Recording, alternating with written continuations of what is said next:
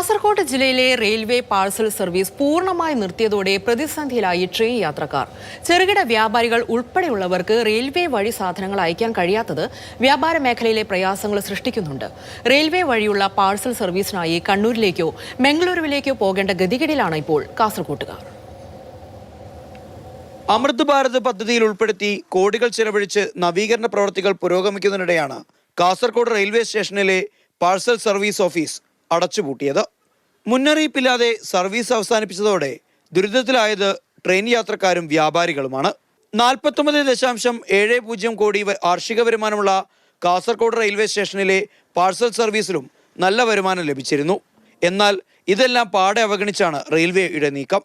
Parcel office പൂട്ടിയതോടെ സാധനങ്ങൾ വാങ്ങാനും കൊടുത്തുവിടാനും കണ്ണൂരിലേക്കും മംഗളൂരുവിലേക്കും ആളുകൾ ഓടുകയാണ്. റെയിൽവേയുടെ സ്വകാര്യ മേഖലയ്ക്ക് കൊടുക്കേണ്ട ഒരു നീക്കം ഇതിൻ്റെ പിന്നിലുണ്ടെന്ന് സത്യമാണ്. ഇതിൻ്റെ കോസ്റ്റ് കുറച്ചുകൊണ്ട് ജീവനക്കാരെ കുറച്ചുകൊണ്ട് ചെയ്യേണ്ട ഒരു പരിപാടിയാണ്. മാത്രമല്ല കാസർഗോഡ് ഒരു ജില്ലാ ആസ്ഥാനമാണ്. നിരവധി കേന്ദ്ര ഗവൺമെൻറ് സ്ഥാപനങ്ങളുണ്ട്. ഇതിനൊക്കെ വളരെ രീതിയിൽ ഇത് ബാധിക്കും.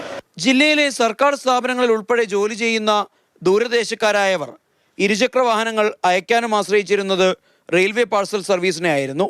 അതേസമയം വേണ്ടത്ര സാമ്പത്തിക ലാഭം ഇല്ലാത്തതോടെയാണ് പാഴ്സൽ സർവീസ് അവസാനിപ്പിച്ചതെന്നതാണ് റെയിൽവേ അധികൃതരുടെ വാദം. എന്നാൽ 5 മിനിറ്റിലധികം ട്രെയിനുകൾ നിർത്തിയിടുന്ന സ്റ്റേഷനുകളിൽ മാത്രം പാഴ്സൽ സർവീസ് മതിയെന്ന പുതിയ നിയമമാണ് ഈ നീക്കത്തിന് പിന്നിലെന്ന് യാത്രക്കാരും ആരോപിക്കുന്നു. ജില്ലയെ പാടെ അവഗണിക്കുന്ന റെയിൽവേയുടെ നിലപാടിനെതിരെ പ്രതിഷേധവുമായി യുവജന സംഘടനകളും രംഗത്തുണ്ട്.